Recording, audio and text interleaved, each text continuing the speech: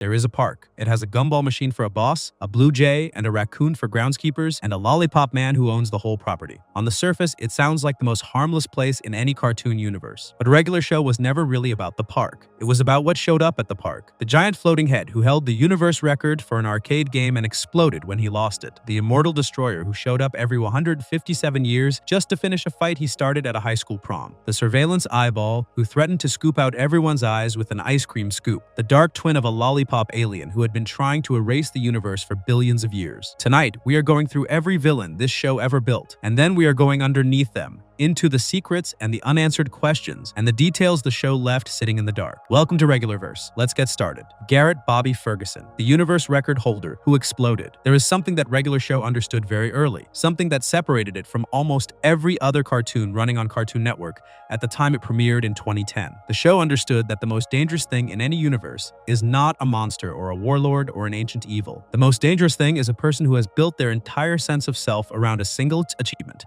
and who will do absolutely anything to protect it. That understanding is what produced Garrett Bobby Ferguson. He arrived in Season 2 in an episode called High Score, and nothing about his introduction suggested he would become one of the most memorable figures the show ever created. The setup was simple. Mordecai and Rigby, the two groundskeepers at the park who spent most of their working hours avoiding work, discovered an arcade game called Broken Bones. The game had a universe record attached to it, meaning whoever held the top score had beaten not just every player on Earth, but every player across the entire known universe. That record had one name attached to it: Garrett Bobby Ferguson. The show did not describe him before it showed him. It just cut to him, and what appeared on screen was so strange and so specific that viewers tended to stop and stare for a moment before processing what they were looking at. Garrett Bobby Ferguson was a giant floating human head. He had long brown hair and a thick brown beard. He had no body in the conventional sense, though he could produce arms from his cheeks and legs from his chin when the situation required it. He floated in space, apparently, when he was not being challenged for his record. He was enormous. He filled the screen, and he was deeply, immediately, unsettlingly human in his expressions, which made the whole image land somewhere between absurd and genuinely unnerving. His voice was calm when Mordecai and Rigby first encountered him on the arcade screen. He acknowledged their attempt to break his record with the kind of composed confidence that belongs to someone who has never seriously considered losing. He had held the universe record for a very long time. Nobody had come close. He saw no reason to be worried, but then something shifted. As Mordecai and Rigby kept climbing toward his score, Garrett Bobby Ferguson's composure began to crack.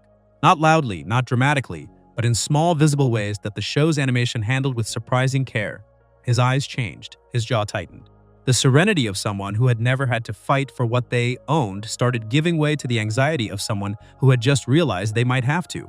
And then he did something that revealed exactly what kind of person he was beneath all the record holding and the floating and the cosmic self-assurance.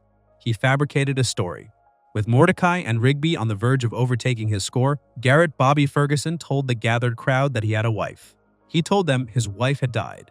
He told them she had believed in him, that she had always wanted to see him hold the universe record, and that breaking his record would be a betrayal of her memory.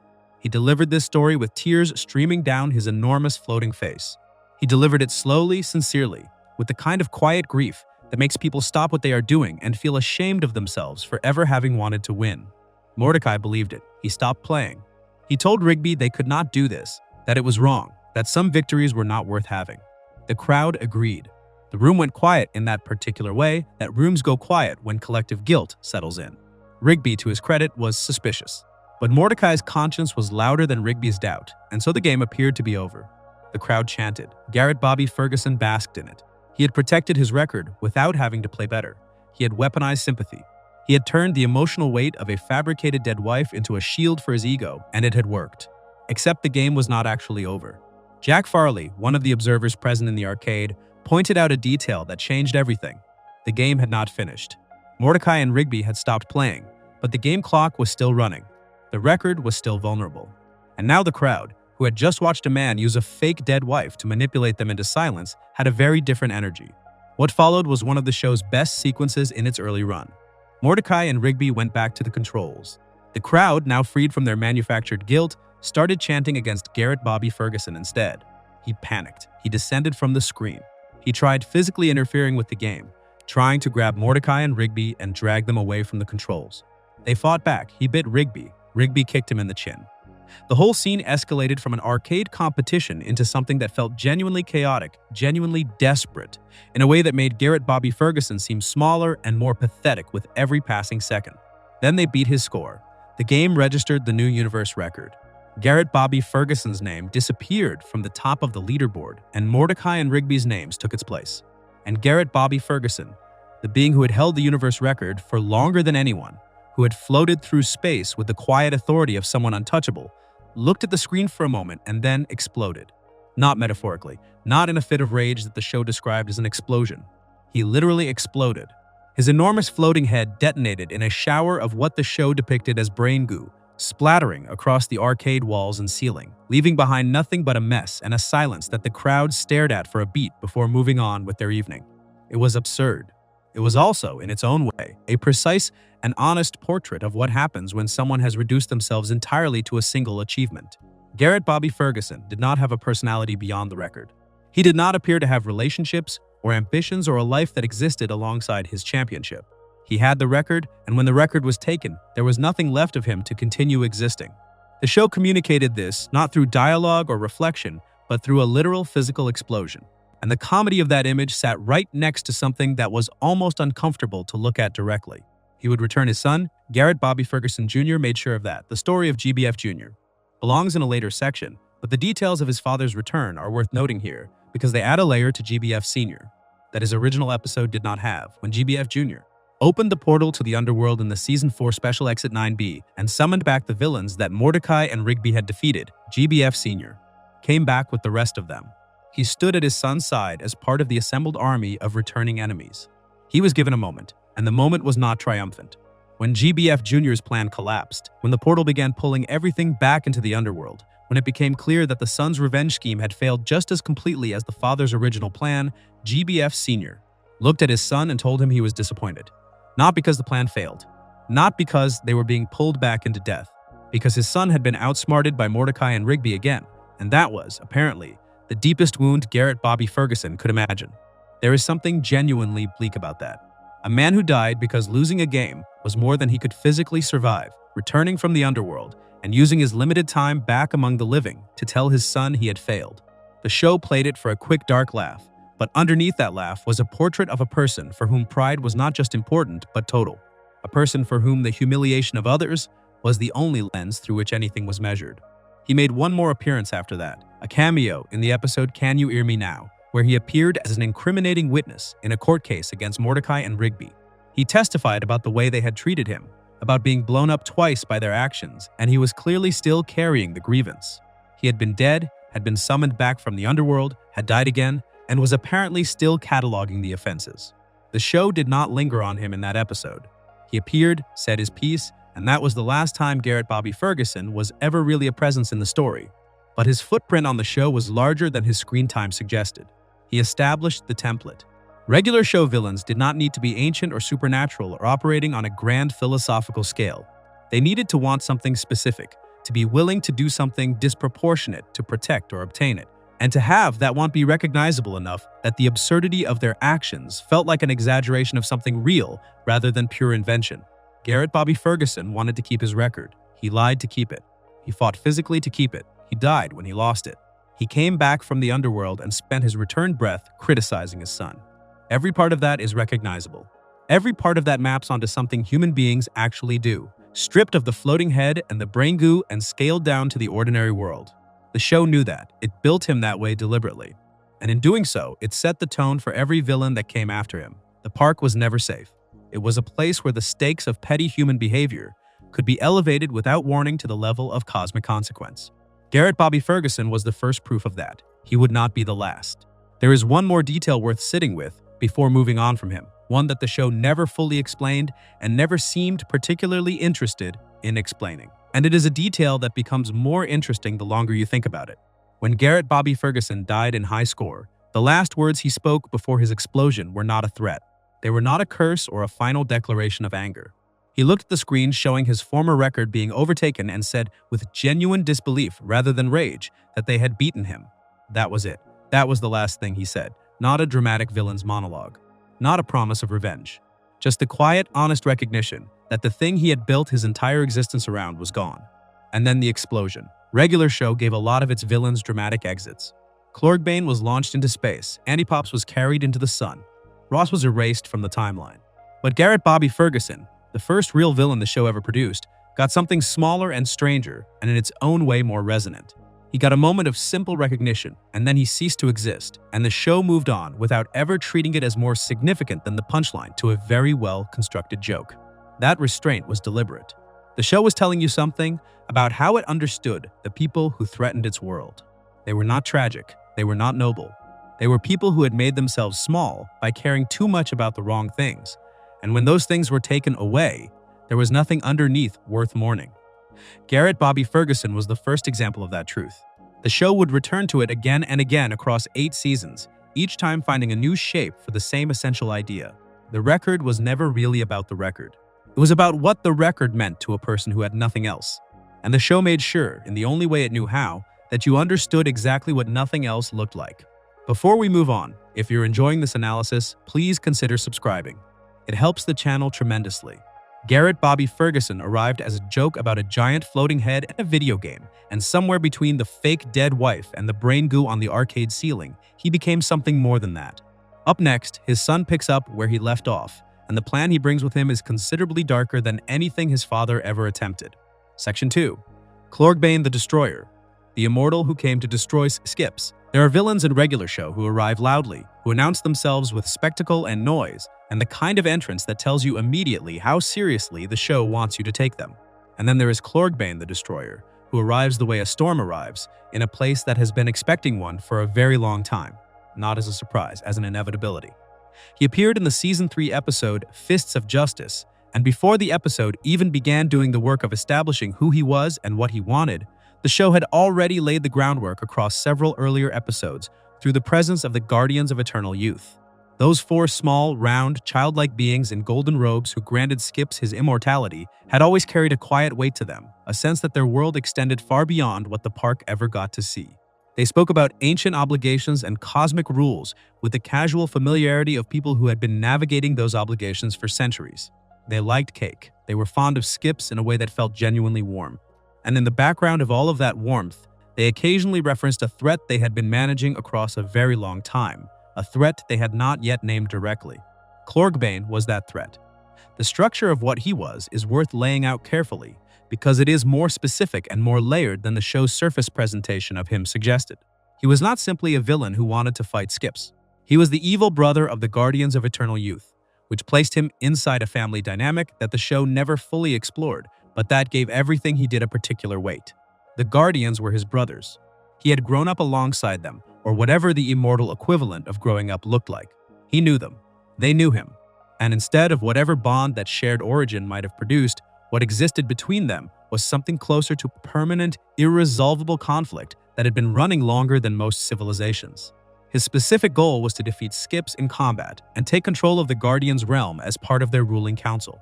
The details of what that council governed and what it would have meant for Clorgbane to sit on it were never spelled out in full, but the implication was serious enough. The Guardians operated in a space that existed somewhere above the ordinary world of the park, a place with its own rules and its own power, and Clorgbane wanted dominion over it. He had always wanted dominion over it. And the only thing standing between him and that dominion, across centuries of trying, was Skips.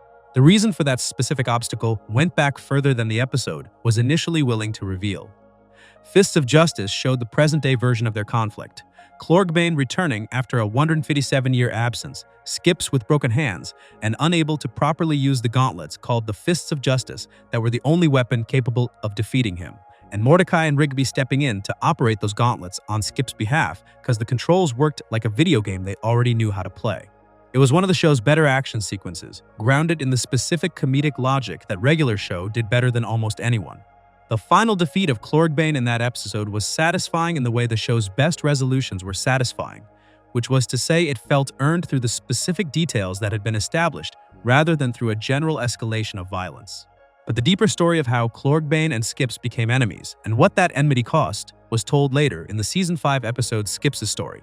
And Skips' story is one of the most genuinely affecting episodes regular show ever produced, because it took the figure of Skips, who had always been the park's quiet, reliable, slightly mysterious pillar of competence, and revealed the specific grief that had shaped him into that person. Skips, in his previous life, was named Walks. He was a young immortal man attending a school called Bennett's Academy in the 1800s, and he was part of a group called the Immortal Student Government and Glee Club, which included the young versions of the Guardians of Eternal Youth as his friends and allies. He was not yet the reserved, measured figure that the park knew. He was younger in his manner, warmer in his expressions, with a relationship at the center of his life that gave him a lightness the adult version of Skips had entirely lost. Her name was Mona. She was a young woman with a bright and easy presence in the scenes the show gave her, someone who clearly matched Walks, in the particular way that made the two of them feel like they belonged in the same room. The show did not spend a great deal of time establishing their relationship before the events of Skips' story began moving, but it did not need to. What it established was enough. Walks loved Mona, Mona loved Walks. And that love was the thing Clorgbane destroyed. In the episode, Clorgbane was already his present-day self in personality and intent, a bully of cosmic proportion who tormented the other students at Bennett's Academy for no reason beyond his own amusement. He targeted Walks specifically with the kind of focused cruelty that bullies direct at people who have something they want to diminish. Walks had friends, Walks had respect, Walks had Mona.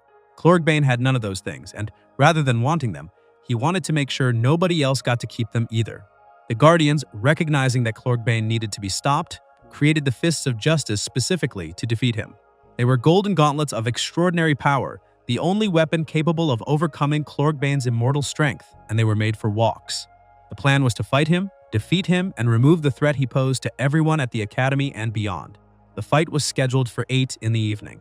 The prom was also scheduled for 8 in the evening, because regular show understood that the collision of the cosmic and the ordinary was where its best stories lived. Walks had promised to take Mona to prom. He intended to keep that promise.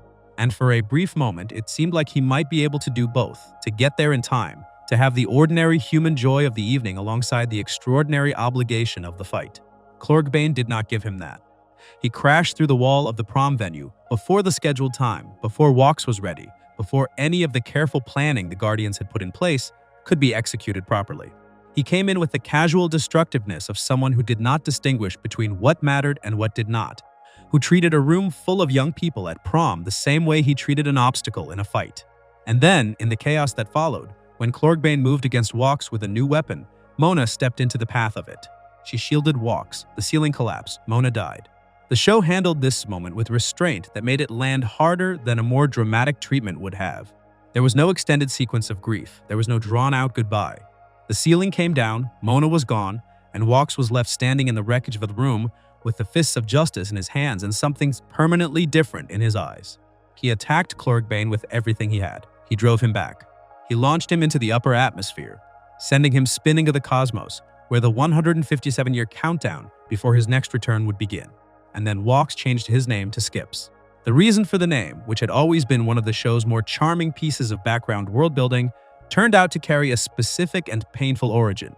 Mona and Walks had danced together at prom before everything fell apart. They had skipped together in a particular way, light and playful, the way people move when they are happy and not thinking about being happy. Walks took her name for his movement as the only memorial he could make. He would skip always, because she had loved to see him skip, and because the alternative was to stop moving and let the grief settle into something permanent and immovable. Immortality meant he carried that choice across centuries. Every morning that Skips woke up in the park and went about his day and skipped wherever he walked, he was carrying the weight of a prom night in the 1800s that ended with the woman he loved dead on the floor. The park workers saw a reliable, slightly gruff, deeply capable coworker.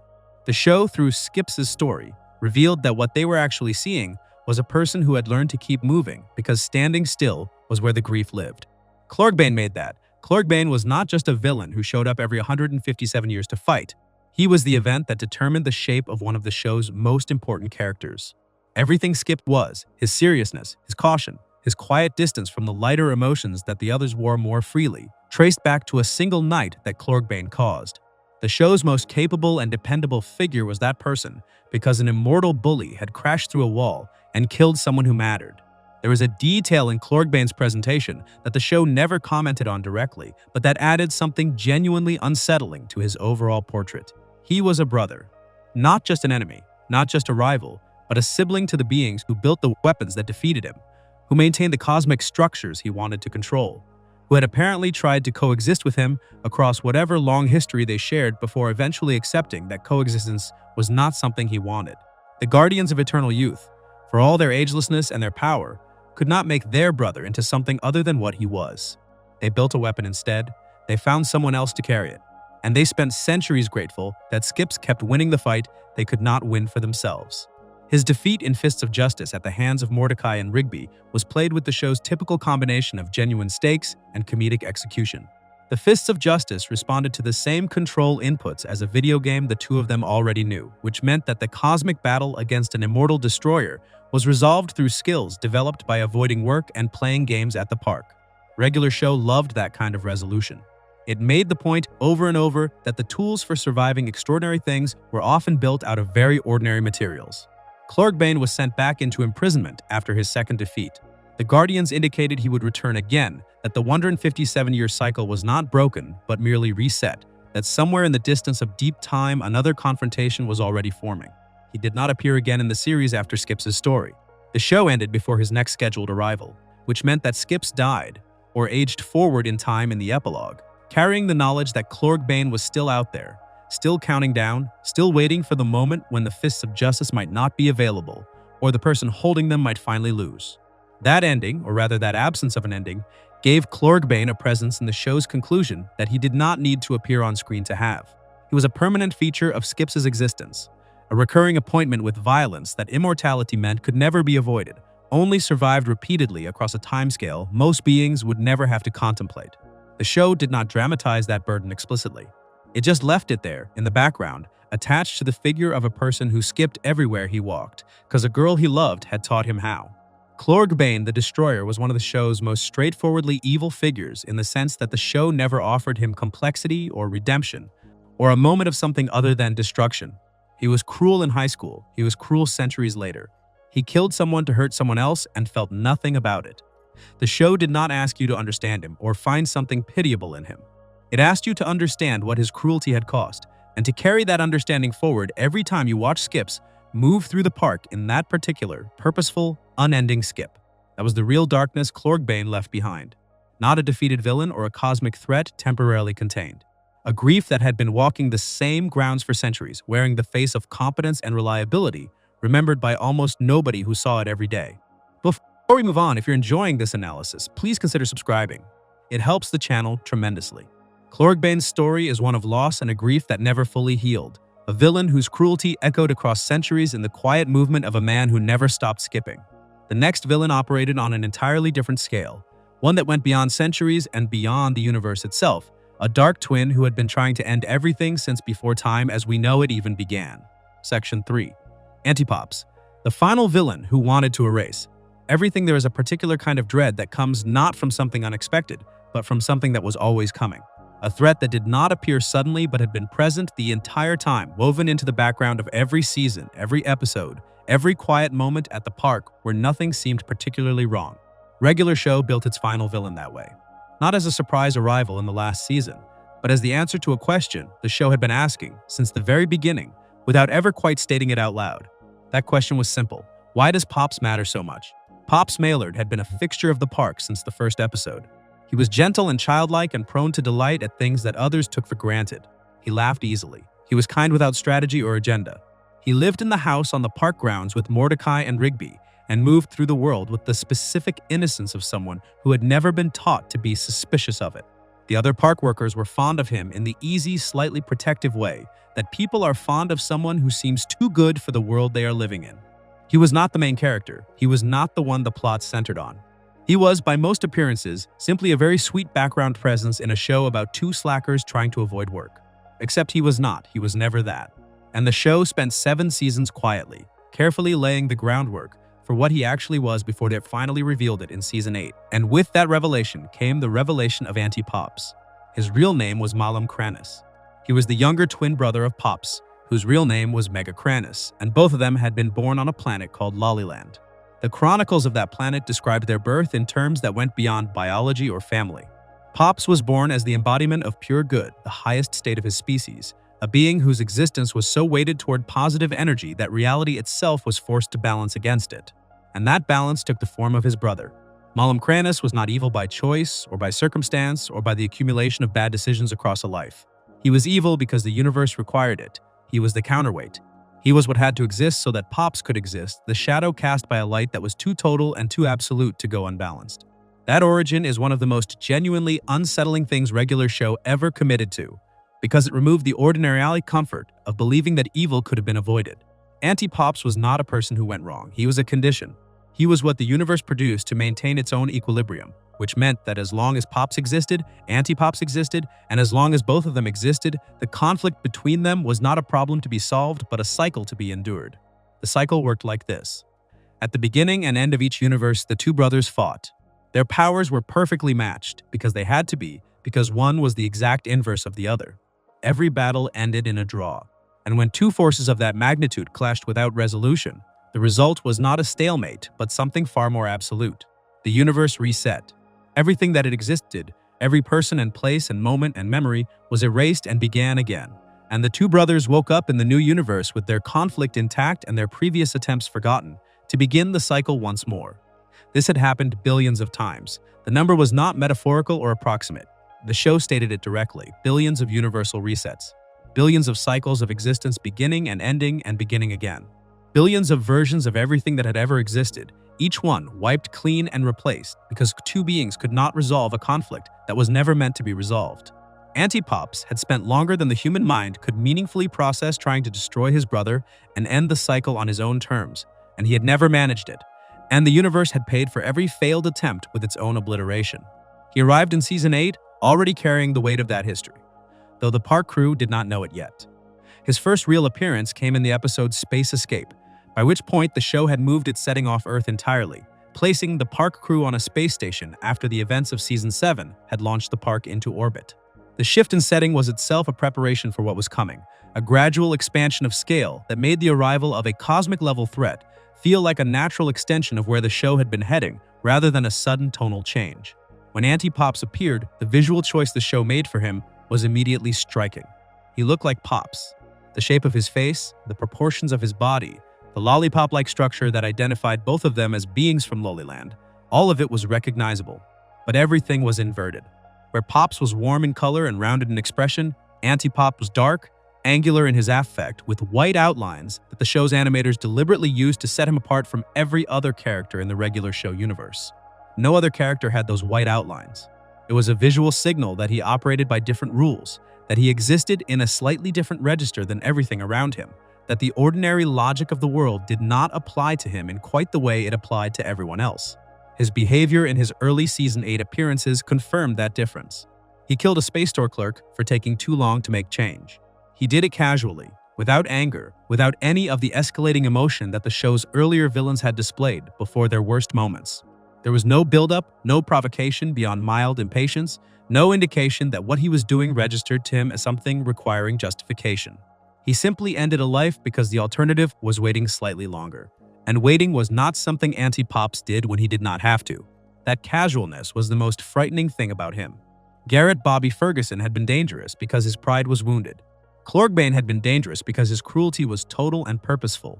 Anti-Pops was dangerous because harm was simply the natural expression of what he was. He did not become violent under pressure or in pursuit of a specific goal. He was violent the way weather is violent, without preference or malice in the human sense, simply the expression of a force that had never been organized around anything other than destruction. His specific plan in Season 8 was a departure from the cycle, and that departure was itself the clearest window into what billions of resets had done to him. He was not content to fight Pops at the appointed time and lose again and watch the universe reset again. He wanted to find Pops before their scheduled battle and kill him early, before Pops could access his full power, before the cosmic clock reached the moment when their conflict was supposed to occur, breaking the cycle by cheating it, destroying the balance by removing one side of it before the other side could show up to the fight. To that end, he sent a nightmare alien to find Pops in the dreams of the park crew. The nightmare alien's method was psychological rather than physical, which was a notable choice for a villain who was otherwise defined by direct and immediate violence.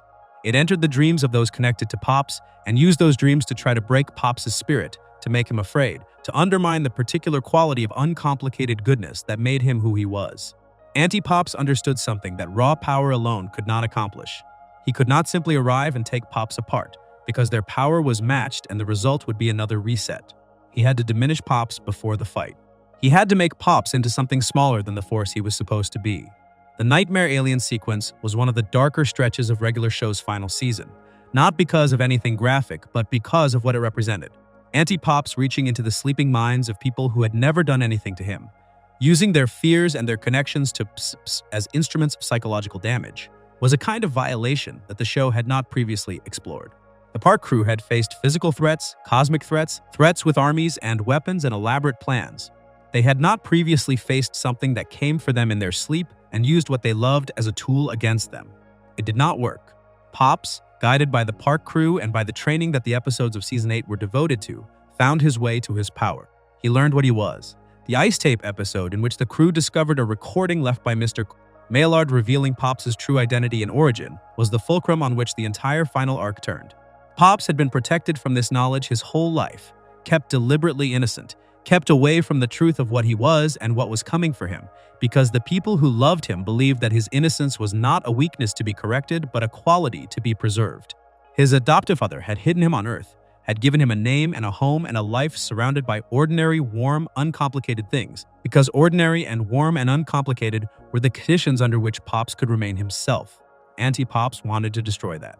He wanted to find Pops in his protected life before the scheduled battle and end him there, in the middle of the ordinary world that had been built to keep him safe. There was something especially calculated about that intention. Anti-Pops did not simply want to win the fight. He wanted to win it in a way that circumvented the rules of the cycle entirely, that turned the protection Pops had been given into the location of his murder. The final battle, titled A Regular Epic Final Battle, took place on Lollyland, the home planet of both brothers, in a coliseum built for exactly this conflict. Anti-Pops arrived with his army of bounty hunters. The park crew arrived with allies gathered across the season. The battle that followed was the largest set-piece Regular Show had ever attempted, involving the park crew fighting the bounty hunters, while Pops and Anti-Pops faced each other in the center of it. Anti-Pops made a wager during the battle.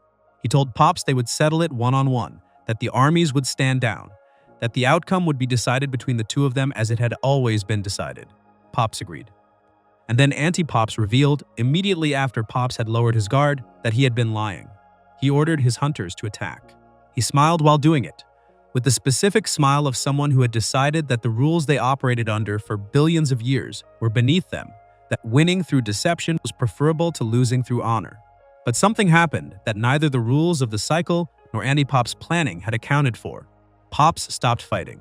He looked at his brother, at this being who had been trying to destroy him since before memory, and he chose something different. He did not choose to win, he chose to end it.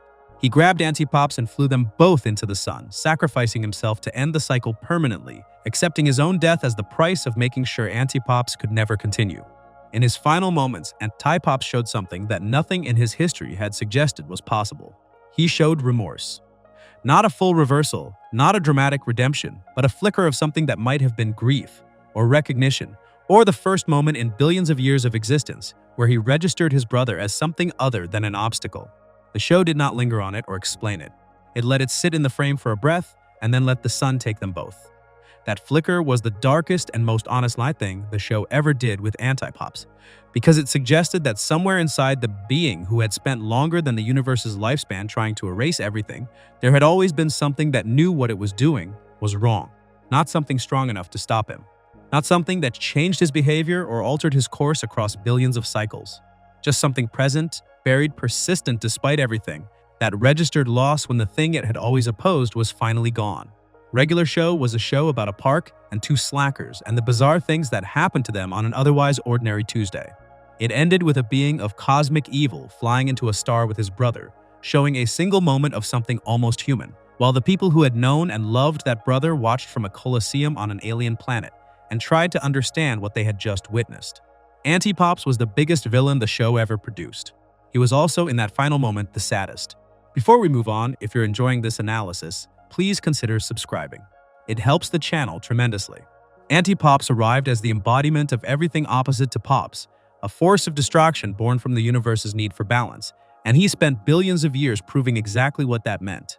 The next villain operated on a much smaller scale, at least at first, until a stolen time machine and a very old grudge turned a high school volleyball coach into something the universe itself could barely contain.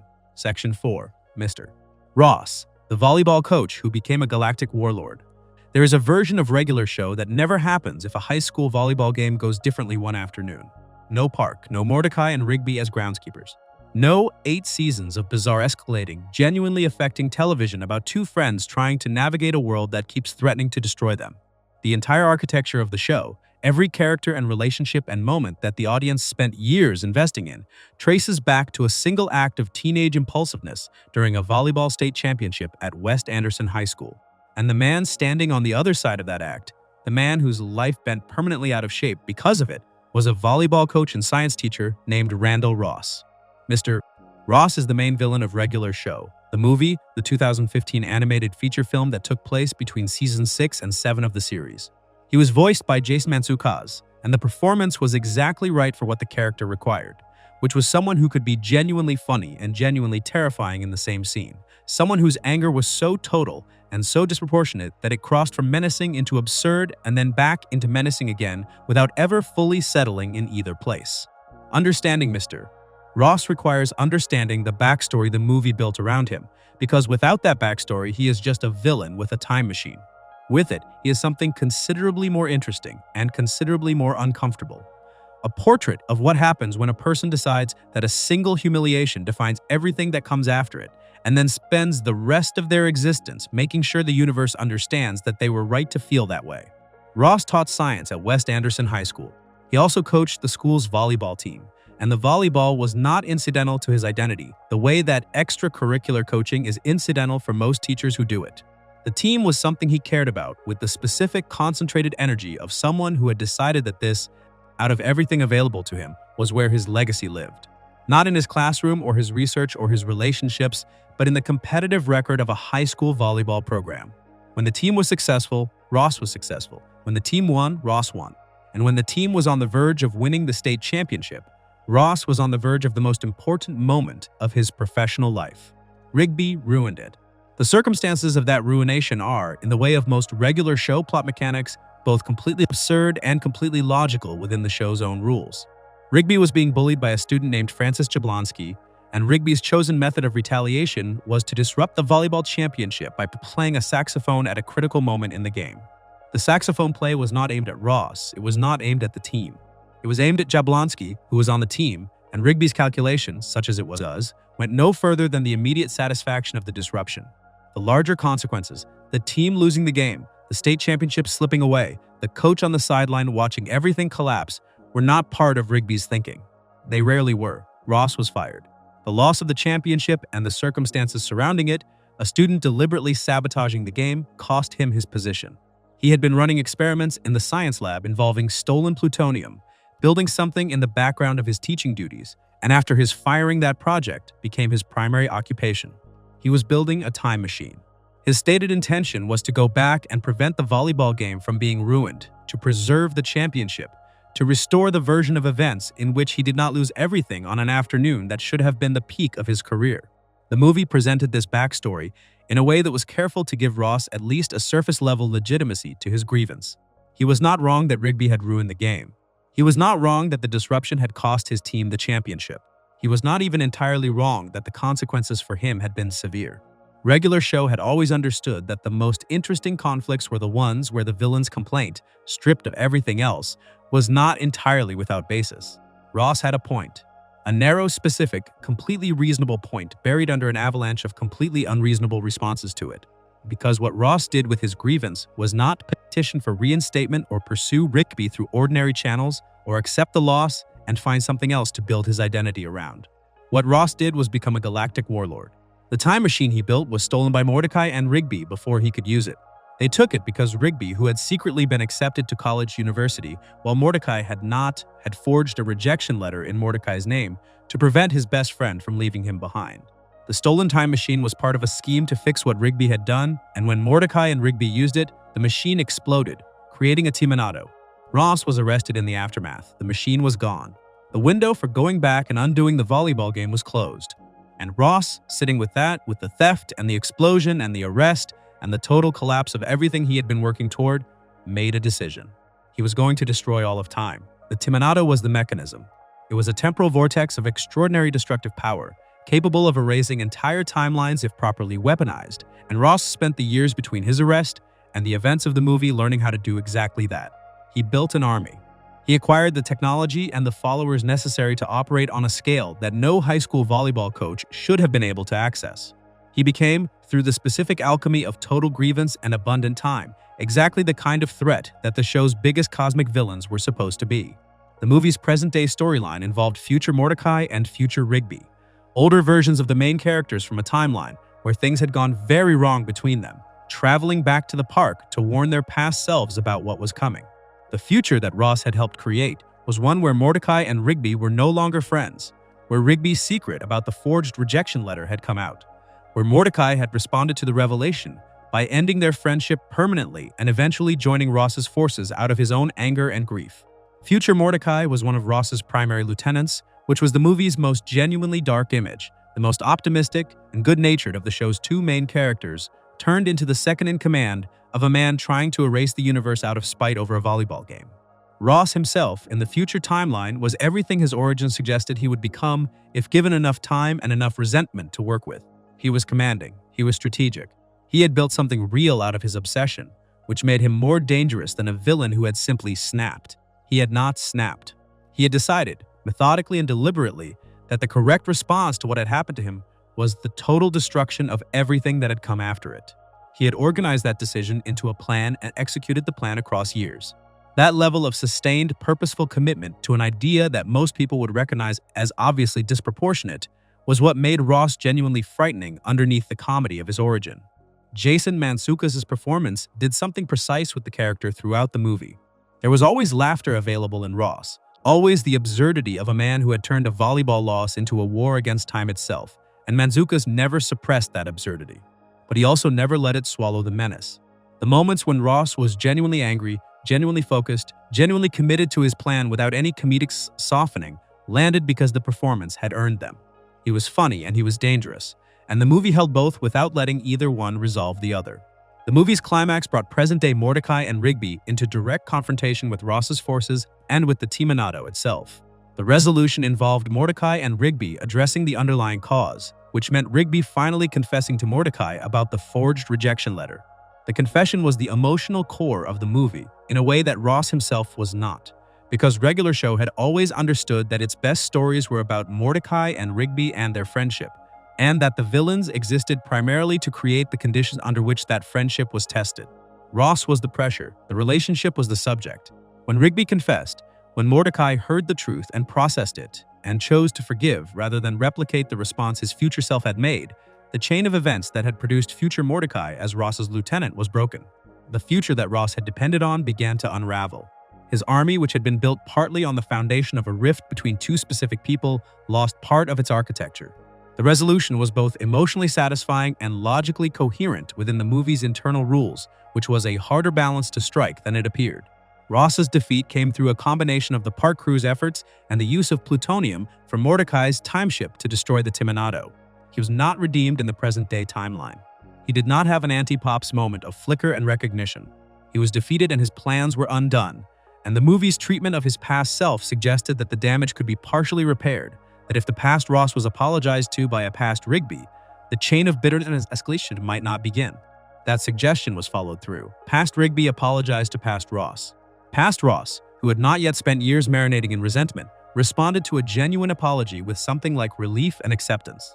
The movie showed him in a prison cell later, alongside Doug Shablowski, watching the park blast off into space, no longer the warlord of a doomed timeline, but simply a person who had been shown a kindness before he had the chance to decide it was too late for one. What Regular Show, the movie, did with Ross that the show's other villains did not do in quite the same way was demonstrate how the show's particular brand of petty origin cosmic consequence worked on a character-driven level. Garrett Bobby Ferguson's explosion was immediate and self-contained. Cloric Bane's cruelty was ancient and almost elemental. Anti-Pops was a force of nature who existed beyond personal motivation in any ordinary sense. But Ross was a person. A specific, recognizable, entirely plausible person who had made choices that anyone who has ever felt wrongly treated could map their own feelings onto, even if those feelings had never remotely approached the scale of the choices Ross made. He was also, the movie quietly insisted, the indirect architect of Regular Show itself.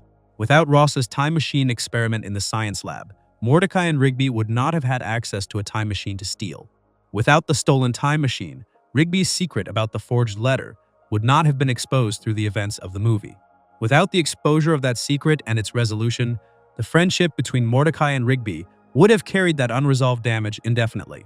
And without Ross's firing and his subsequent descent into galactic warlordism, the pressure that forced all of those truths into the open would never have existed. He was the engine underneath the show's entire emotional premise, which was that Mordecai and Rigby's friendship was worth fighting for, worth the universe-scale effort of honesty and forgiveness and choosing to stay. He had not intended to be that engine. He had intended to be a man who went back in time and won a volleyball championship. But the show found a way to make even his pettiest and most disproportionate intentions load-bearing for everything that mattered. That was the darkest and most honest thing Regular Show ever said about Mr. Ross. He wanted to destroy all of time because he lost a game.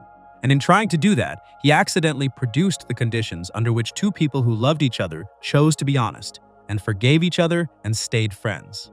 The worst impulse in him generated the best outcome in the story. The show did not comment on this irony. It simply built it into the structure and let it sit there.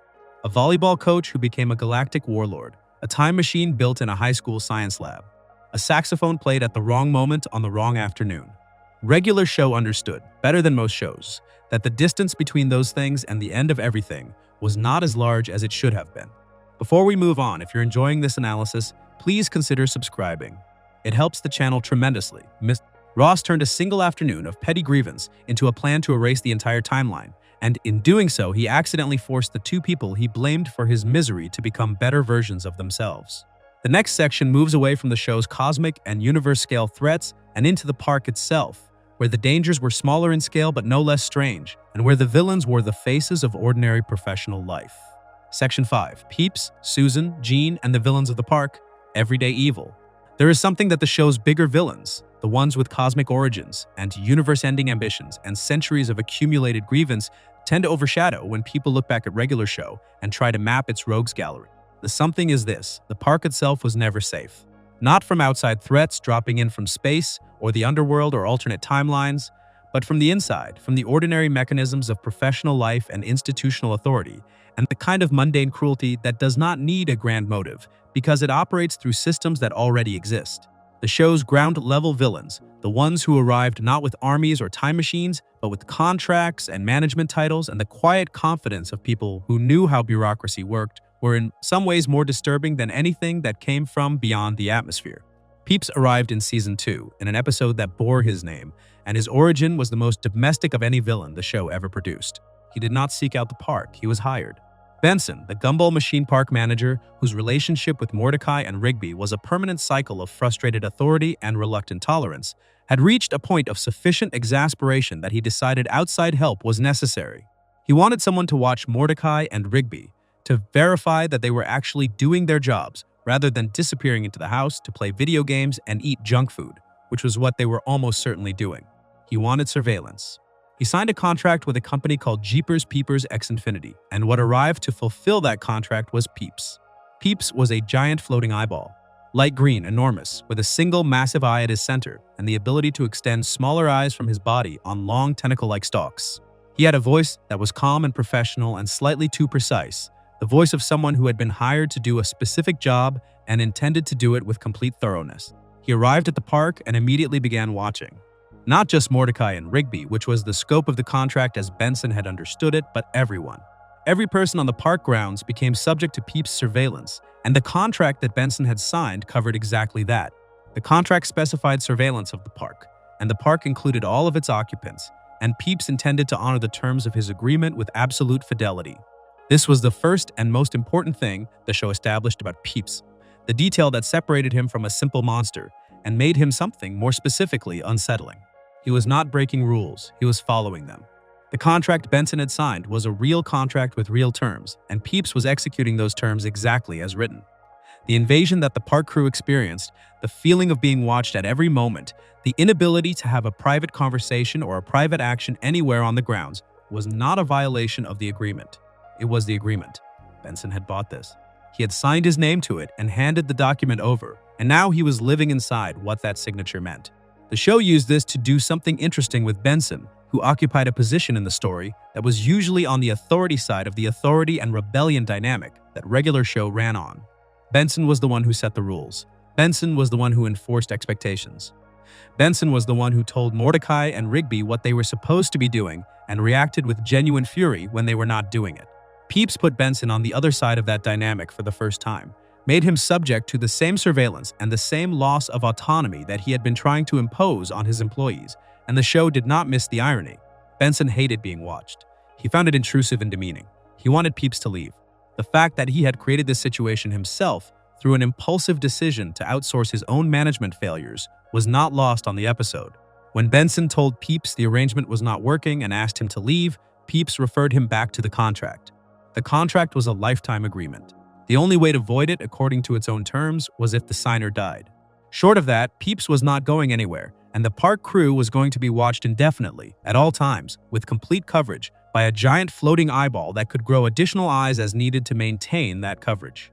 Peeps' specific threat, the thing he held over the park crew as leverage in the staring contest that became the episode's central conflict, was extracted from a detail that the show delivered with such matter-of-fact casualness that it landed harder than a more dramatic presentation would have.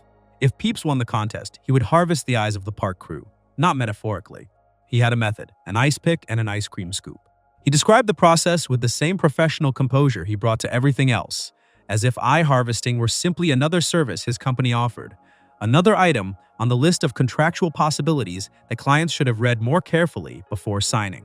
The staring contest between Mordecai and Peeps was the episode's extended set piece, and it ran long enough that Mordecai's eyes reached a condition the show described in terms that were genuinely uncomfortable. He had been staring so long with such total concentration that the mechanism for blinking had essentially ceased to function. His eyes were no longer capable of closing properly. When Rigby tried to apply eye drops to relieve the dryness, the liquid evaporated before it reached the surface. Mordecai was losing, not because Peeps was better at staring, but because human biology, or in Mordecai's case Blue Jay biology, had limits that a giant eyeball did not share. Rigby resolved it by doing something that the rules of the contest did not explicitly prohibit. He pointed a laser pointer at Peeps' eyes, the main one and the subsidiary ones extended on their stalks, and blinded them. Peeps, burning and screaming, tumbled into the river adjacent to the park grounds.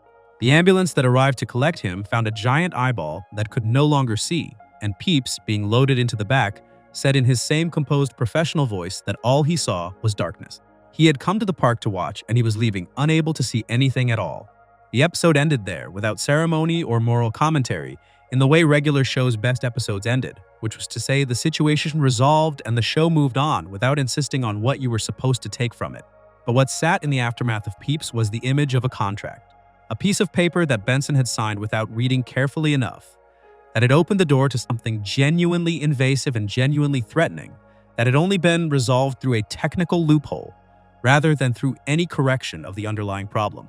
The park was safe again, but it was safe because Rigby had found a workaround, not because the systems that had allowed Peeps to operate had been changed or challenged. The contract was still out there. The company was still operating. Someone else would sign it somewhere else, and Peeps or something like him would arrive and begin watching. Susan came to the park through an entirely different institutional mechanism, one that felt even more familiar and even more ordinary than a surveillance contract. She was hired by Mr. Mellard, the wealthy and imperious owner of the park, to replace Benson as park manager after a chain of events in the Season 3 episode Benson Be Gone left Mellard sufficiently displeased with Benson's performance to demote him. Susan arrived with a clipboard and a management philosophy and the particular brand of confident authority that belongs to someone who has been given power over others and intends to use it thoroughly. Her full name was never established in the episode.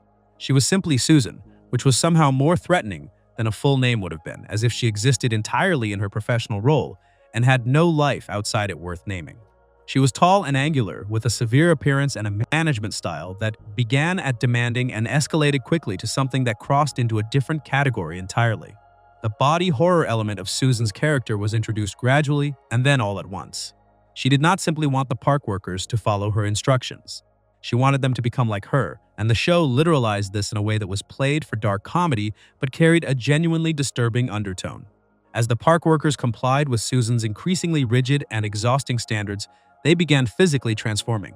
They started to look like her. Their features shifted and homogenized in her direction. Her management philosophy was not a metaphor for conformity pressure.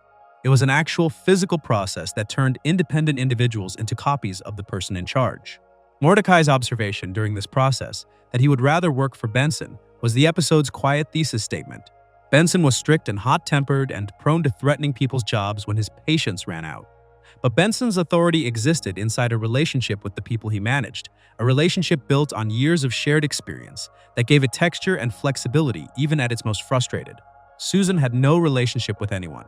She had a standard, and the standard was herself, and anyone who did not meet it was in the process of being converted into it.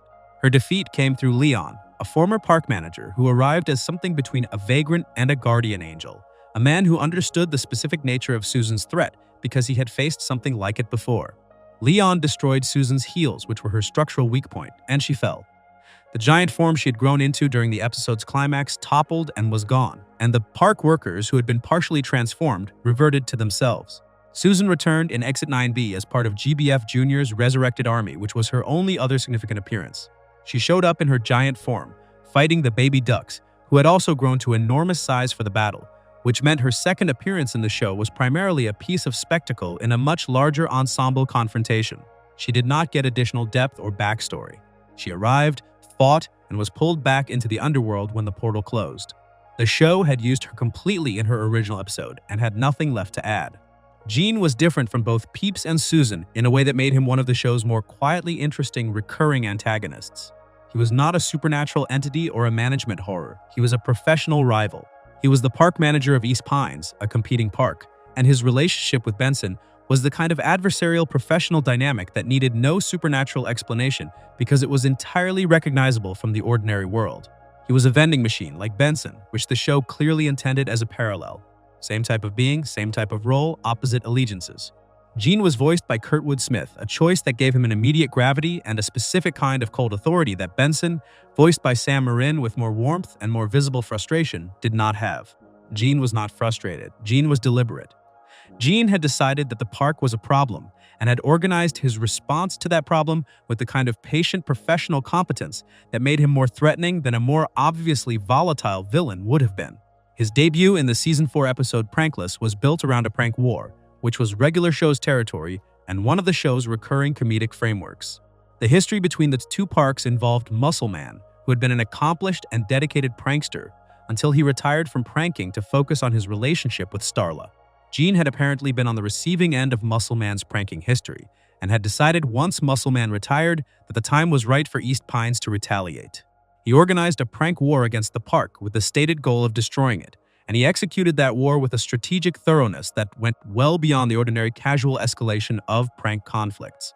The show gave Gene something that most of the park's episodic villains did not receive, which was a return appearance and a context in which he was not purely antagonistic.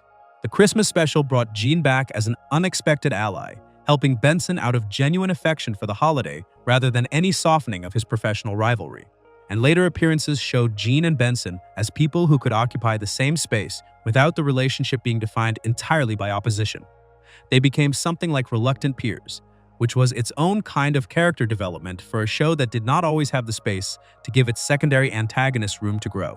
What Gene, Susan, and Peeps shared, and what made them collectively important to the show's larger portrait of its world, was that they operated through legitimate channels. Peeps had a contract, Susan had an employer. Gene had a competing institution and a professional grievance. None of them needed to step outside the ordinary structures of the world the park existed in to cause the damage they caused. They used those structures, they understood them. They were, in the most specific sense, products of the systems that governed the world of regular show, threats that emerged not from beyond the world, but from within it. The park was a place where the extraordinary regularly crashed into the ordinary, where cosmic villains and supernatural threats found their way to a patch of grass maintained by a gumball machine and his deeply unreliable staff. But the show never let you forget that the ordinary world, the world of contracts and management and institutional rivalry, was perfectly capable of producing its own threats without any help from the supernatural. Peeps did not need to be a monster, he just needed a contract. Susan did not need ancient powers. She just needed a promotion. Gene did not need a superweapon. He just needed a competing park and a professional grudge. That was the show's quietest and most persistent observation about the world it had built. The park was never safe from the inside either. Before we move on, if you're enjoying this analysis, please consider subscribing. It helps the channel tremendously. Peeps, Susan, and Jean showed that the park's dangers did not always arrive from space or the underworld. Sometimes they came through the front gate with a clipboard and a contract. The next section moves beneath the surface of what we already know about these villains, into the secrets and the unanswered questions and the details the show left sitting in the dark, beginning with the strange and unresolved mystery at the heart of Garrett Bobby Ferguson's existence. Section 6. The secret origin of Garrett Bobby Ferguson. Questions the show never answered. There is a specific kind of mystery that animated shows leave behind, not the dramatic kind with clues planted across seasons and a resolution waiting at the end, but the quieter kind that comes from a detail the writers included without fully thinking through its implications, or perhaps thinking through them entirely and deciding that the gap was more interesting than any answer they could provide. Garrett Bobby Ferguson is full of those gaps. He is, on the surface, one of the show's most straightforward villains, a giant floating head, a video game record, a fake story about a dead wife, an explosion. The whole thing fits inside a single episode with room to spare, and the comedy of his appearance and his defeat is clean and immediate and requires no additional context to land.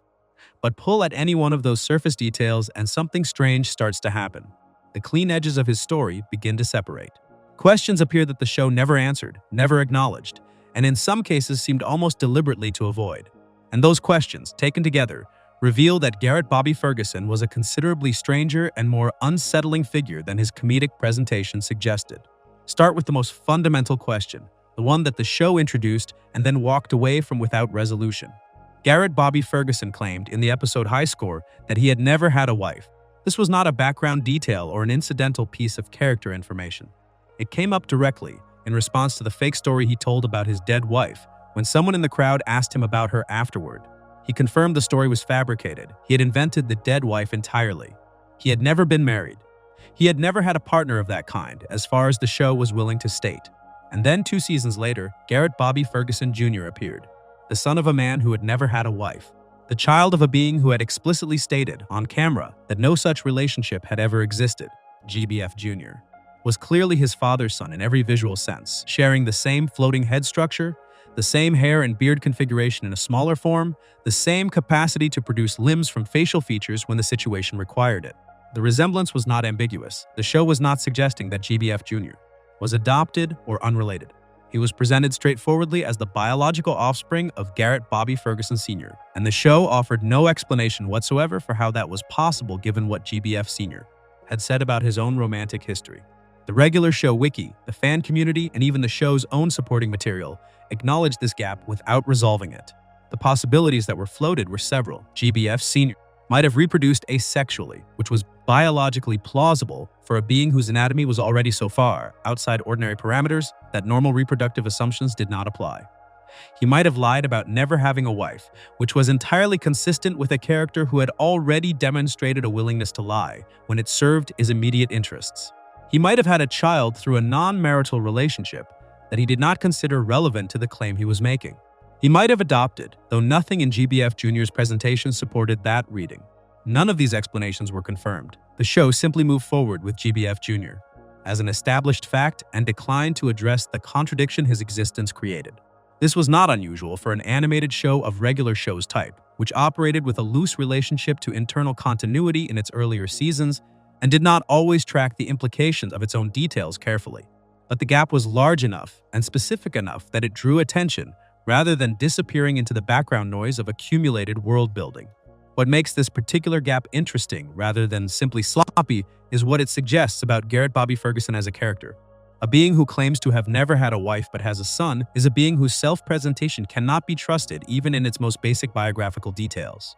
The fake dead wife story demonstrated that GBF was willing to fabricate emotional histories for tactical advantage. The existence of GBF Jr. suggests that the fabrication might have extended further than that single story. That perhaps the image Garrett Bobby Ferguson presented to the world, the solitary record holder floating alone in space with nothing but his championship to his name, was itself a construction. A persona built around the record in a way that excluded everything that did not serve it, including relationships, including a son, including any part of a life that existed outside the specific identity of universe record holder. A person who erases their own family from their public identity in order to maintain the image of a champion who exists for nothing.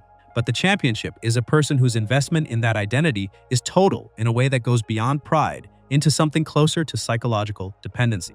GBF did not just care about the record, he had organized his entire presented self around it. The record was not something he had, it was something he was.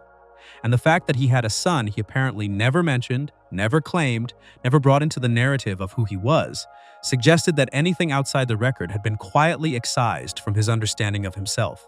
There is a real-world parallel that the show drew into GBF's design that adds another layer to this reading. His face, the long brown hair, and the thick beard and the specific proportions of his features was modeled closely on Billy Mitchell, a real-world arcade game champion who held world records in games including Donkey Kong and Pac-Man, and who was known for a level of personal investment in his gaming identity that became a subject of public interest and eventually public controversy. The resemblance between GBF and Mitchell was close enough that it was clearly intentional rather than coincidental, and while the show never explicitly confirmed the reference, the fan community identified it almost immediately after High Score aired. Mitchell's public persona during the period when regular show was developing and airing was built substantially around his championship status, around the specific identity of being the best at something that very few people could even approach. The parallels to GBF were not difficult to see. A man whose public self was organized around a record. A man who had cultivated an image, a very specific and very deliberate image around the achievement. A man for whom losing that status would not simply be a setback but a kind of identity collapse. The show took that real-world parallel and pushed it into its own particular register, adding the floating head and the universe-scale record and the literal physical explosion upon defeat, but the underlying portrait was recognizable. GBF was a comedic and fantastical version of something the show's writers had clearly been thinking about, which was the specific psychology of a person who has made themselves identical to a single achievement and has no self remaining outside it. The explosion that killed GBF is worth examining more carefully than the comedy of it encourages you to. In the internal logic of regular show, death by explosion was not uncommon for defeated villains. The show used it as a visual shorthand for total defeat, a way of marking the absolute end of a particular threat without having to deal with the narrative complications of an imprisoned or escaped villain. But GBF's explosion was the first of its kind in the show's run, the template for all the others, and what set it apart from later uses of the same device was the specific moment the show chose to place it. GBF did not explode in the middle of the fight. He did not explode when Mordecai and Rigby broke his score. He exploded after a pause. After a moment of stillness, in which he appeared to register what had happened. The show gave him a beat, a breath between the loss and the explosion, and in that beat his expression was not rage or defiance, but something quieter and more honest. He looked at the screen, showing his former record overtaken by two people he had spent the entire episode trying to stop, and he understood what it meant. And then the explosion. That sequencing suggested something that the comedy of the moment was designed to distract you from noticing. GBF did not explode because he was overwhelmed by rage. He exploded because there was nothing left. The recognition of the loss, the full and honest acknowledgement that the record was gone, was itself the thing that ended him. Not the losing, the knowing. For a being who had reduced himself entirely to a single achievement, who had excised his family from his public identity and fabricated emotional histories to protect his championship and traveled across the universe to defend a video game score, the moment of knowing the record was gone was not the beginning of a new chapter. It was the end of the only chapter he had. He did not have another self to fall back on. He did not have a life that existed alongside the record, that could continue once the record was removed from it. He had the record, and when the record was gone, so was he. His son's existence complicated this reading in a way the show never resolved. GBF Jr. clearly knew who his father was. He organized an elaborate, multi-episode revenge plan around his father's death. He summoned a portal from the underworld, brainwashed the park staff, claimed ownership of the park, and constructed a highway as a mechanism for bringing his father and every other defeated villain back from the dead. He did all of this because, in his own words, Mordecai and Rigby had blown up his dad. Not because they had beaten his dad's record, because they had blown him up. The son's motivation was personal in a way the father's had never been. GBF Sr. had no relationship with Mordecai and Rigby beyond the specific competitive context of the record. He had nothing against them as people. He was defending a score. GBF Jr. had lost a parent, which was an entirely different category of grievance, and his response to it was proportionate to that loss in a way that his father's response to losing the record had been proportionate to that loss. The show built a family whose members destroyed themselves at exactly the same scale as their loss, just with different losses as the trigger. And the last thing GBF Sr. said to his son when they were both being pulled back into the underworld after GBF Jr.'s plan collapsed was that he was disappointed. Not that he loved him, not that he was proud of him for trying. Disappointed because the son had been outsmarted, because the record of failure continued, because even in death and return from death, Garrett Bobby Ferguson Sr. could not find a way to relate to his son outside the framework of success and failure that had governed everything else in his life. The show played this for a quick dark laugh and moved on. But what it had just shown, in 2 sentences of dialogue between a father and son being sucked back into the underworld, was a generational portrait. A man so consumed by achievement and its defense that he could not access love or pride or comfort even in the most absolute of circumstances. A son who had done something extraordinary out of grief, who had moved mountains and opened portals and assembled armies, and who received disappointment as his reward. The questions the show never answered about Garrett Bobby Ferguson, the wife he denied, the son he never mentioned, the life he had edited out of his public identity, were not random omissions.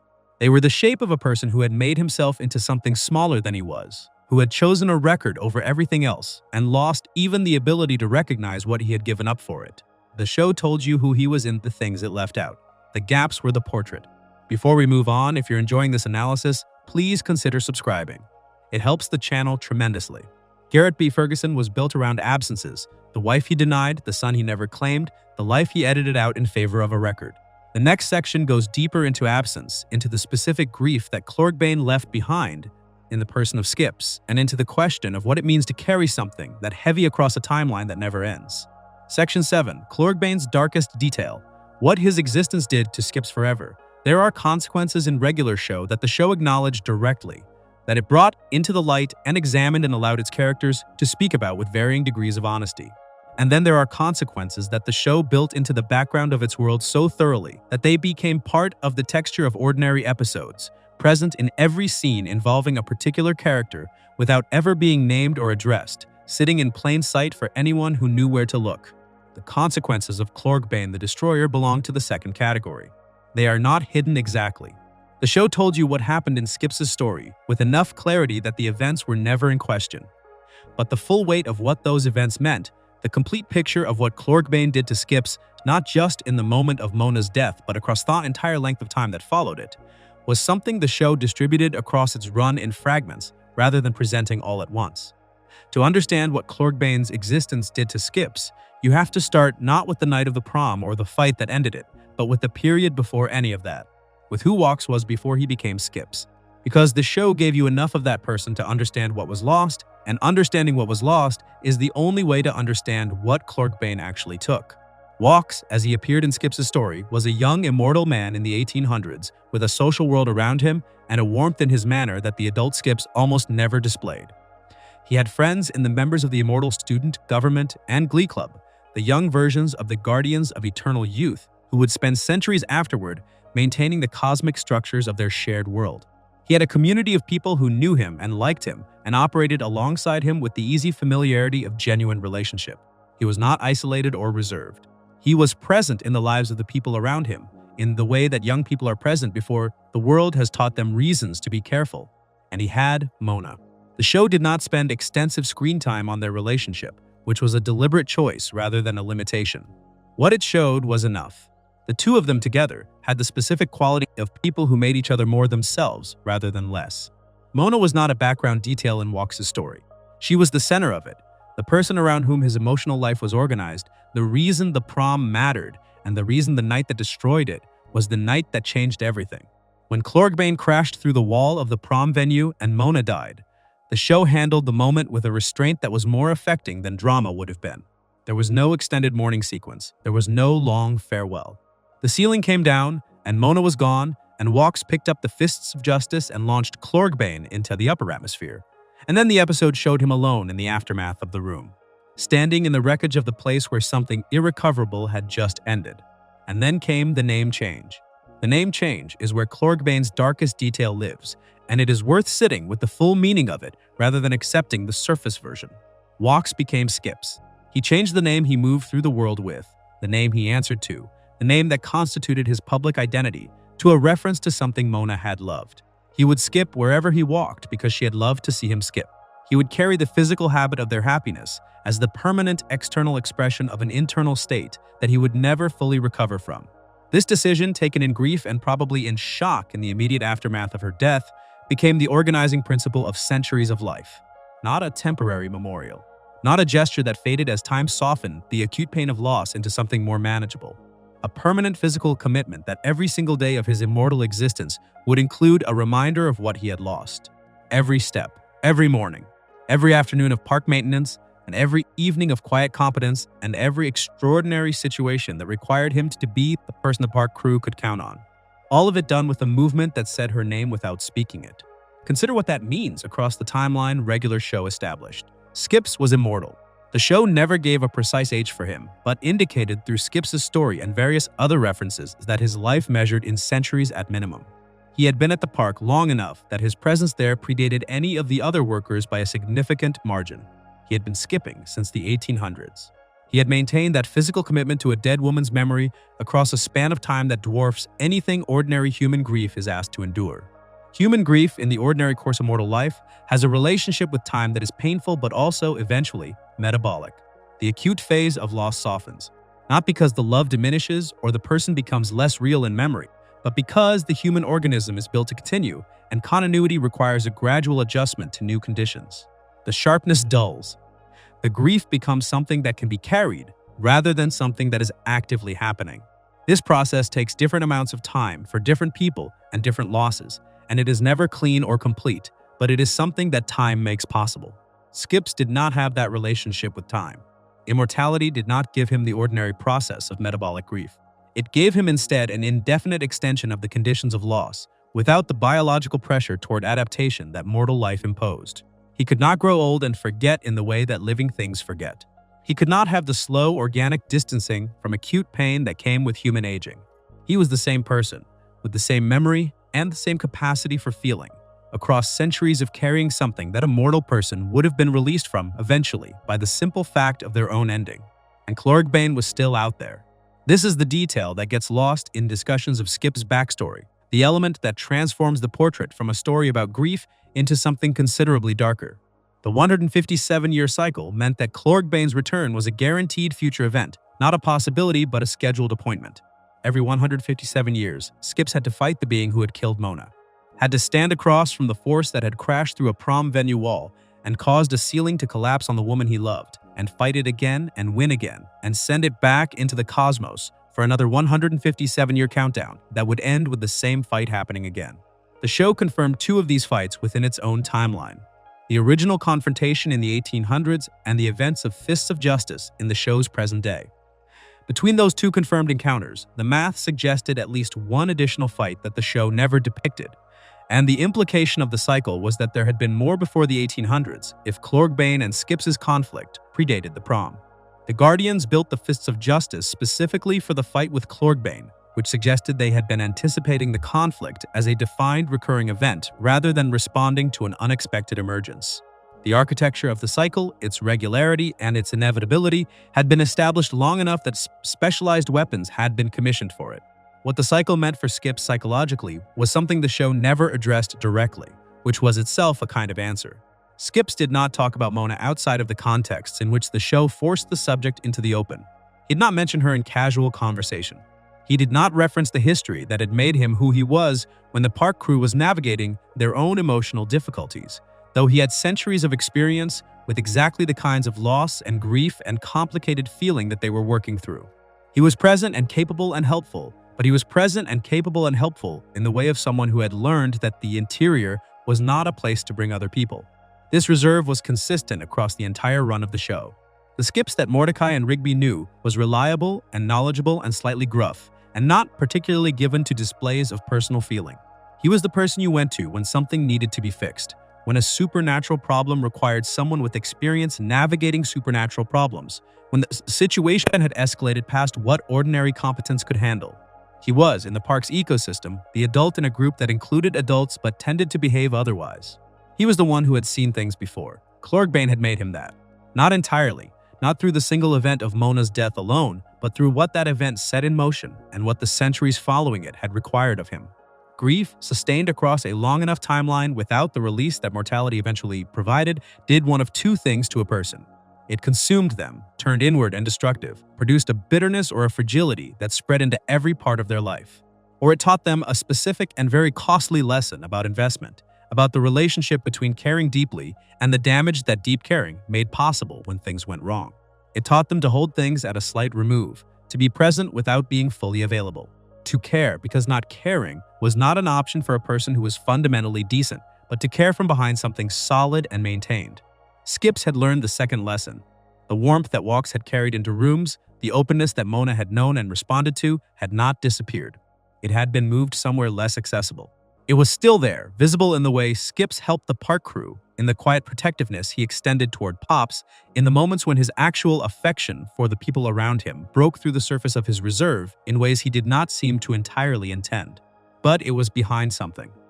It was behind the centuries of managing a recurring fight with the thing that had taken everything from him, behind the accumulated weight of watching mortal people come and go while he remained, behind the 157-year countdown that was always somewhere in the background of his existence, ticking toward the next time he would have to stand across from Clorgbane and do it again. There is a scene in Fists of Justice that becomes considerably heavier when viewed through this lens. Skip's hands were broken at the beginning of that episode, damaged in an unrelated incident, before the scheduled fight with Clorgbane arrived. He could not use the Fists of Justice properly. He engaged Clorgbane anyway and was defeated quickly, because Clorgbane's power required the specific countermeasure of the gauntlets, and without them, Skips had no realistic path to victory. One of the Guardians of Eternal Youth, Archibald, tried to intervene when Clorgbane stood over defeated Skips, tried to stand between his evil brother and his friend, and was killed for it.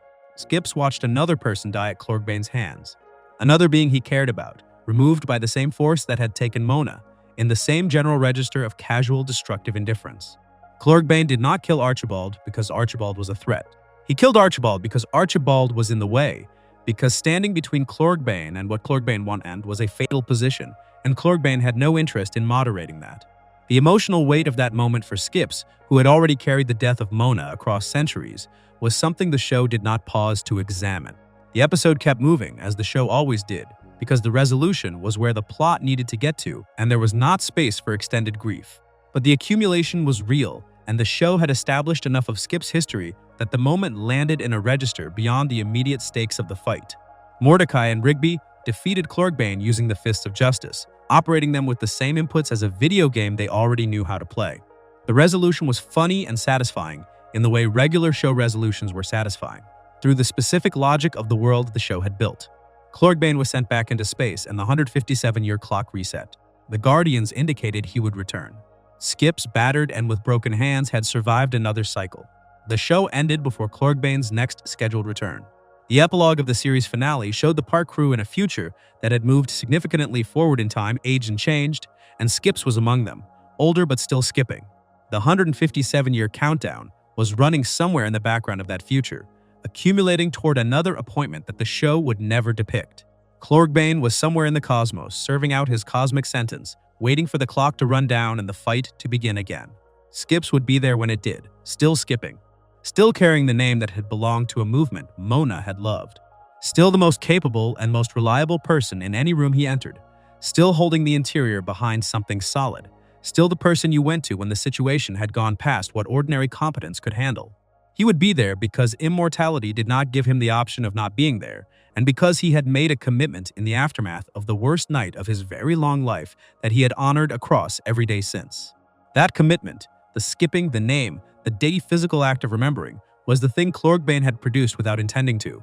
The cruelty had not been aimed at creating a memorial. Clorgbane had not been trying to make Skips into someone who carried a dead woman's memory in every step. He had simply been doing what he always did, which was destroying whatever was in his way without regard for what the destruction cost. The memorial was what grief built out of the wreckage, the only response available to a person who had lost something irreplaceable and had to keep existing anyway. Clorgbane the Destroyer, the show named him accurately. He destroyed things. He destroyed Mona. He destroyed the version of Walks that had existed before that night. He destroyed Archibald. He destroyed the ordinary relationship between grief and time that mortals could rely on to eventually soften what was unbearable. He did all of this without malice in the personal sense, without targeting these specific people for specific reasons, simply by being what he was and doing what he did. And in the background of every episode in which Skips moved across the park grounds in that particular, purposeful, unceasing skip, Clorgbane's work was visible to anyone who knew where to look. Before we move on, if you're enjoying this analysis, please consider subscribing. It helps the channel tremendously. Clorgbane left his mark on Skips in a way that the show embedded into every single episode without ever fully explaining it, a grief made visible in movement, carried across centuries without relief. The next section moves to the darkest and most layered secret in the show's villain history, the billions of resets that Antipops caused, and the question of what it means that every version of the universe that ever existed was erased and replaced over and over before the one we watched ever had the chance to begin. Section 8. Antipops and Never Should Have Ended. The lore the show left open there is a question that regular show never asked out loud, never directed its characters toward, never structured an episode or a conversation around, but that sits underneath the entire mythology of Antipops and Pops and Lollyland and the cycle of universal resets with a weight that grows heavier the longer you sit with it. The question is this: what happened to everyone who lived in all the other universes? Not in an abstract sense. Not as a philosophical exercise about the nature of existence and impermanence, in the most specific and concrete sense available. The show established clearly and without hedging that the battle between Pops and Antipops had been occurring since before the current universe existed, that it had been occurring for billions of years, that every single iteration of that battle had ended in the same result, which was Aedraw, which produced an explosion of power so total that the universe was erased and replaced with a new one. The show stated this. It built it into the foundational lore of its final season and presented it as established fact rather than speculation, which meant that every universe that had existed before the one regular show took place in had been destroyed, completely, without remainder. Every person and creature and civilization and moment of beauty or meaning or connection that had existed in those universes had been erased at the moment of the reset, replaced by a new version that began again from its own beginning, with no memory of or connection to what had come before. The people in those universes did not survive the reset. The things they had built did not survive. The relationships they had formed, the lives they had lived, the specific texture of experience that had made their existence what it was. All of it gone in the moment when two brothers threw a punch at each other and the universe could not contain the impact. And this had happened billions of times. The number is important to stay with, rather than letting it slide past as narrative decoration. Billions of universal resets meant billions of complete populations of people, billions of complete histories of existence, billions of everything, erased and replaced in an ongoing cycle that nobody in any of those universes had any way to know was happening, or any power to prevent. The people living in the universe immediately before the current one, the people who had built whatever they had built and loved whoever they had loved and experienced whatever they had experienced, had no more warning of the reset than anyone else in any of the billions of cycles before them. They existed, and then the battle happened, and then they did not exist, and then new people existed in a new universe who had no knowledge of the one that had preceded them. Regular show presented this as backstory, as the mythology that explained why Anti-Pops was the threat he was, and why Pop's role was so significant, and why the final season carried the weight it carried. The show did not present it as a horror. It did not ask characters to sit with the implications of what they had just learned about the nature of the universe they inhabited. It gave them the information, allowed them a reaction of appropriate shock and gravity, and then moved the plot forward toward the business of preparing Pops for the final fight. But the horror was there, in the lore itself, waiting for anyone who slowed down enough to look at it directly. The show had built into the foundation of its endgame mythology, one of the most quietly catastrophic cosmologies in the history of animated television, and it had done so while maintaining the tone of a show that was ultimately about friendship and growth and the specific warmth of people who worked together and cared about each other. The juxtaposition was not accidental. Regular show had always operated in that register, holding genuine darkness and genuine warmth in the same frame, without letting either one cancel the other. But the darkness embedded in the Anti-Pops lore was of a different order than anything the show had previously attempted. Anti-Pops himself, as a figure existing within this mythology, took on a different dimension when the full scope of the cycle was understood. He had been trying to end the cycle for billions of years. That was the framing the show offered for his motivation, the desire to break the endless loop, to win the fight rather than draw it, to finally produce a result rather than another reset. This framing was designed to make his goal comprehensible, to give it a logic that went beyond simple destructiveness.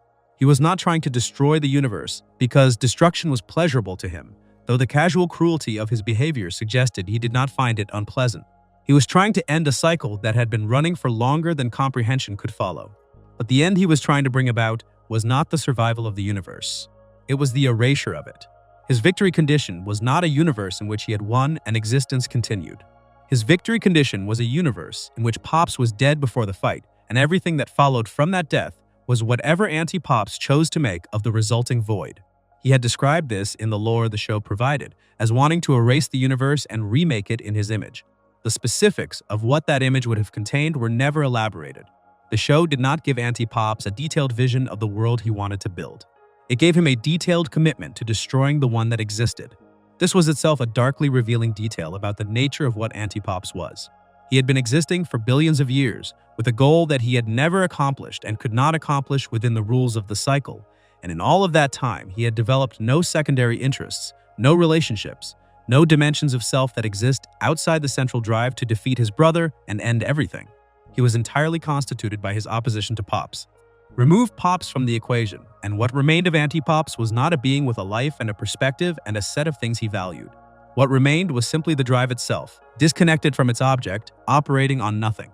The nightmare alien he sent to find and psychologically break Pops was one of the most specific and revealing choices Anti-Pops made in the show's final season, and it opened a question about the limits of his power and the nature of his strategy that the show gestured toward without fully exploring. Anti-Pops was, by the show's own accounting, a being of extraordinary power. He had defeated entire armies. He had erased beings from existence with casual ease. He had spent billions of years in direct conflict with a force of equivalent power and had never been definitively defeated, only drawn. He was not operating from a position of weakness or desperation. And yet he sent a psychological agent rather than a physical one to locate and weaken Pops. He chose to attack Pop's mind before attacking his person. This choice implied something about Anti-Pop's understanding of the cycle and of his brother that pure power could not illuminate. He knew that meeting Pops in direct confrontation at full strength produced a draw. He had learned this across billions of iterations of exactly that confrontation. The dataset was complete and its conclusion was unambiguous. Fighting Pops at full strength did not work, had never worked, would never work, because their power was matched in a way that the universe itself had built into their existence. The only path to a different result was changing the conditions of the fight before it happened. Weakening Pops psychologically, undermining the quality of uncomplicated goodness that was the source of his power. Finding a way to bring Pops to the final battle as something less than the full force he was supposed to be. Anti-Pops had reached this conclusion through billions of years of evidence, and the nightmare alien was the implementation of that conclusion. He was not trying to scare Pops, he was trying to hollow him out, to replace the specific warmth and openness that made Pops who he was with fear and confusion and the kind of defensive retreat from feeling that would have made him weaker when the moment of the fight arrived. The show did not depict the content of the nightmare alien's work in detail. It showed the effect, the distress in Pops during the dream sequences of the relevant episodes, the way the park crew rallied around him, the way the attack on his sleeping mind was treated as a genuine threat rather than an inconvenience. But the specifics of what the nightmare alien showed Pops, what it used against him, how it accessed the particular vulnerabilities of a being whose strength came from goodness and love were kept largely off-screen. What the show did reveal was that the attack failed. Not because Pops was invulnerable to psychological pressure, but because he was not alone in the way Anti-Pops apparently assumed he would be. The park crew, who had no cosmic significance in the mythology of La La Land and no role in the ancient cycle of battles between the brothers, turned out to matter in a way that the cycle's framework had not accounted for. Pops had people. He had relationships built over years of shared ordinary experience, the kind of connections that did not appear in chronicles or prophecies, but that were real in the way that daily kindness was real. Those relationships were not a strategic resource in the conventional sense. They were not weapons or power sources. They were simply the evidence that Pops had lived inside his protected life on Earth with genuine investment, that the people around him had genuinely received and responded to what he offered. Anti-Pops had spent billions of years in isolation from exactly that kind of connection. He had minions, followers, an army built on the specific currency of fear and force that he dealt in naturally. He did not have people in the sense that Pops had people. He did not have the particular texture of relationship that came from years of shared experience and mutual care. His existence was constituted entirely by his central drive, and there was no room in that constitution for anything that did not serve the drive directly. The unanswered question that the show left most visibly open, the gap in the Anti-Pops mythology that the lore established without resolving, was the question of the resets themselves and what they implied about the current universe's status. The show established that every previous cycle had ended in a reset. It established that the current universe was one iteration in a sequence of billions. It did not establish what was different about this particular iteration that allowed it to produce a different result. Pops had learned to fight in previous iterations, presumably. The Guardians of Eternal Youth had presumably existed in previous iterations. Skips had presumably been immortal in previous iterations, had presumably carried his grief and his commitment across previous cycles. But those previous iterations had all ended the same way. The question of what was different this time, what made the current universe, the one in which the cycle could finally be broken, was answered by the show in emotional rather than logical terms. What was different was Mordecai and Rigby. What was different was the specific intervention of ordinary people with ordinary relationships in a cosmic conflict that had never previously included them. The show asked you to accept that friendship and growth, and the kind of love that expressed itself through shared ordinary experience, was the variable that no previous universe had introduced into the equation. This was a deeply satisfying answer on an emotional level and a somewhat incomplete one on a lore level, because the implication of that answer, followed through carefully, was that the billions of previous universes had lacked exactly that quality. That they had been universes in which the fight between pops and anti-pops had always been conducted in isolation from the kind of ordinary human connection that the park crew represented. That the warmth and investment of people who had simply lived alongside Pops and cared about him and been changed by their closeness to him was something cosmically unprecedented. The show did not explore what that implied about the nature of those previous universes. Whether they were colder places, more isolated, less given to the specific warmth that regular show had always placed at the center of its world. Whether the reset mechanism had been working against exactly the conditions that might have broken the cycle, erasing each universe before it could develop the kind of ordinary, specific, non-cosmic human connection that turned out to matter. Anti-Pop's moment of remorse in the sun, that final flicker of something that registered his brother's sacrifice as a loss rather than a victory, was the show's most carefully placed detail in the entire final arc. Because it suggested that the thing Anti-Pops had never had, the connection and the warmth and the specific experience of being loved to someone who was not required to love you, was not entirely outside his capacity. That somewhere underneath billions of years of organized destruction and casual cruelty and total investment in a goal that required the erasure of everything, there was something that could recognize what it had never experienced and register its absence as grief. The show left that detail in the frame for a breath and then let the sun take them both. It did not explain it, it did not contextualize it. It simply placed it there, in the last moments of the character who had been the most absolute and most alien presence in the show's entire villain history, and asked you to sit with what it meant that even he, in the very last moment, had felt something. The cycle had ended. The universe had survived. The park crew had watched from a coliseum on Lollyland as the two forces that had been destroying and rebuilding everything that existed for billions of years disappeared into a star together. And somewhere in the deep background of that moment, in the unreachable lore of all the universes that had come before and been erased, billions of complete histories of existence waited in the void that Reset had made of them, unremembered and unreachable and utterly, permanently gone. Regular show ended with warmth. It ended with the park crew going back to their lives, growing and changing and finding the things they had been looking for across 8 seasons of extraordinary ordinary experience. It earned that warmth. It built toward it honestly and paid for it with genuine dramatic weight. But the mythology it had constructed around Anti-Pops, the billions of resets and the erased universes and the cycle that had required the specific warmth of an ordinary park and its thoroughly unremarkable workers to finally break, sat underneath that warmth like a depth that the light on the surface did not fully illuminate. The show had ended. The darkness in its foundation had not. Before we move on, if you're enjoying this analysis, please consider subscribing. It helps the channel tremendously.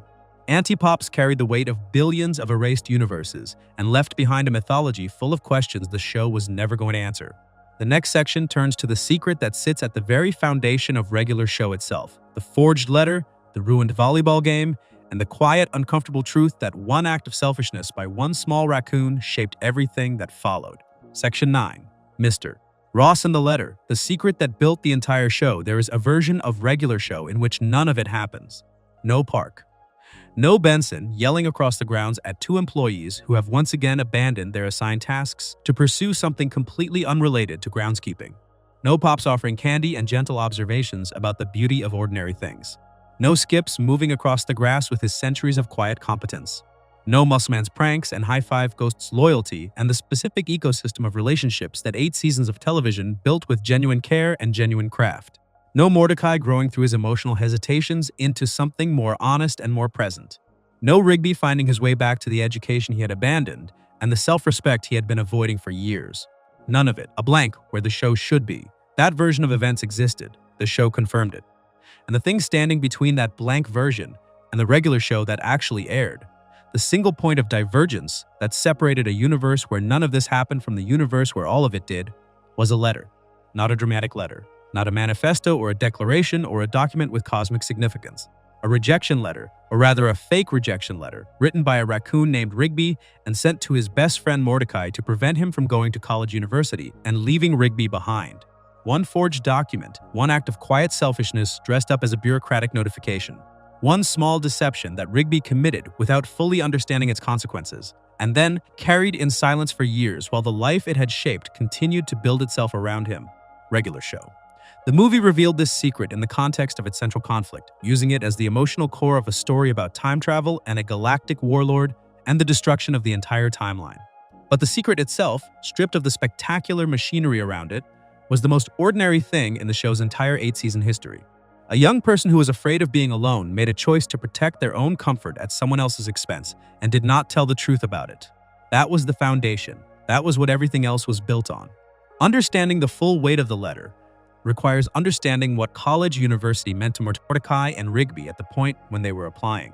The show established through flashbacks and through the movie's backstory that the two of them had attended West Anderson High School together and had been best friends across that period with the specific intensity of friendship that forms when two people find each other early and build their understanding of the world partly through each other's company. They had the same references, the same sense of humor, the same general approach to life, which was to say they both preferred playing video games and avoiding responsibility when possible and treating the immediate present as more interesting than any future consequence. College university was the dream they shared, not because either of them had a clear and developed vision of what they wanted to do with a college education, but because it was the thing that represented continuation. Going to college university together meant that the next phase of their lives would be structured around the same proximity that the current phase was structured around. It meant that the friendship, which was the most stable and the most important thing either of them had, would not be disrupted by the ordinary mechanics of people growing up and going different directions. Rigby got in, Mordecai did not. This was the fact that the movie eventually revealed, and that the present-day versions of Mordecai and Rigby had no knowledge of at the start of the film. Rigby had been accepted. The acceptance letter had arrived for him, and alongside it, or shortly after it, the genuine rejection letter for Mordecai had also arrived. And Rigby, faced with the prospect of going to college university while his best friend stayed behind, made a decision that he would spend years not talking about. He fabricated a rejection letter for himself. He wrote something that looked like an official communication from college university, telling him that his application had been unsuccessful, and he showed it to Mordecai as if it were real. He pretended they had both been rejected. He built a shared narrative of mutual failure that allowed them to move forward together, to take the jobs at the park that Mr. Ross's arrest and the circumstances of the exploded time machine had made available, to begin the chapter of their lives that became regular show without either of them knowing that Rigby had chosen it deliberately and Mordecai had not chosen it at all. The show that followed this deception was, from Rigby's perspective, a life built on a secret. Every morning at the park was a morning he had manufactured.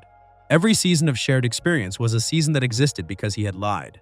Every time Mordecai expressed frustration with where his life had ended up, every time the show touched on Mordecai's sense that he had not quite become the person he might have been, Rigby was carrying the knowledge that he was the reason. Not fate or circumstance or the ordinary friction of a life not going according to plan. Him, his choice, his forged letter. The movie dramatized what happened when this secret came out in a future timeline where Rigby had not confessed in time. Future Mordecai, upon learning the truth, did not respond with the forgiveness that the present-day resolution of the movie would eventually model. He ended the friendship. He turned the grief and the anger of discovering that his entire adult life had been shaped by his best friend's deception into a sustained enmity that eventually led him to join Mr. Ross's forces, not because he agreed with Ross's goals, not because the destruction of the timeline seemed like a reasonable response to a volleyball game, but because the friendship that had been the organizing principle of his life was gone, and without it, the alignment that had always pointed him toward good and toward the people he cared about had lost its anchor. Future Mordecai was one of the movie's most genuinely dark images, and the darkness was not in anything he did during the film's action sequences. It was in the implication of his presence on Ross's side. That the same warmth and loyalty and fundamental decency that made present-day Mordecai one of regular show's most genuinely good-hearted characters had, when the foundation supporting it was removed, become something that Ross could redirect. That goodness without its grounding in connection was not invulnerable. That even the most decent person, given the right betrayal at the right moment, could lose the thread of who they were and find themselves somewhere unrecognizable. Rigby knew this. Not in the abstract, not as a philosophical proposition, but as the specific knowledge of someone who had made the choice that created the conditions for that loss. He had spent years in the present-day timeline at the park knowing that the future the movie was showing him was the direct consequences of something he had done. The movie did not allow him the comfort of treating that knowledge as purely hypothetical. It showed him future Mordecai. It showed him what his lie had made in a version of events where he had never corrected it. It put the evidence of what his deception had cost directly in front of him and asked him to look at it without looking away. The confession scene, when it finally came in the movie's emotional climax, was built around exactly the right understanding of what confession required in this specific situation. It was not enough for Rigby to admit what he had done. He had to do it knowing that Mordecai's response might replicate the future version's response. He had to do it knowing that the friendship he had sacrificed everything to protect might be the thing that the truth destroyed. The confession was not safe. It was not offered in conditions that guaranteed a good outcome. It was offered because the alternative, continuing to carry the lie while the timeline collapsed around it, was worse than any consequence the truth might bring. Mordecai's response in the present-day timeline was different from his future self's response. He was hurt. The show did not soften that or rush past it. The hurt was real and the betrayal was real, and the movie gave both of those things the space they needed to exist honestly. But Mordecai chose to forgive, not because the lie was acceptable or because what Rigby had done was not a serious thing. Because the friendship was real and the years they had built together were real, and the person in front of him, frightened and ashamed and finally honest, was the person he had known longer and more completely than anyone else. Because forgiveness, the movie was insisting, was not the erasure of the wrong, but the choice to continue anyway, with full knowledge of what had happened and what it had cost. The implications of the letter for the show's entire timeline were something regular show. The movie laid out carefully, and the show itself had been building toward without naming. The park jobs that Mordecai and Rigby had taken were not the result of chance or the natural settling of two directionless young people into whatever work was available. They were the result of a specific conspiracy of circumstances that began with Rigby's letter and ran through the events at West Anderson High School and the exploded time machine and Ross's arrest. The path to the park had been engineered, not by anyone with a plan, but by the accumulated consequences of a single deception interacting with the world's ordinary mechanics. Skips had always been at the park. Benson had always been managing it. Pops had always been living in the house, on the grounds. Those things were true independently of Rigby's letter and would have been true in any version of events. But Mordecai and Rigby being there, the specific two people whose friendship and whose capacity for growth and whose ordinary human decency would eventually matter in the most cosmically significant way possible, was not inevitable. It was contingent. It depended on a lie told by a frightened young raccoon who did not want to be alone. The show did not play this as a straightforward moral about the dangers of deception. Regular show was not a show that delivered straightforward morals, and its treatment of the letter and its consequences was too honest and too complicated for that kind of reduction. Rigby's deception had caused real harm.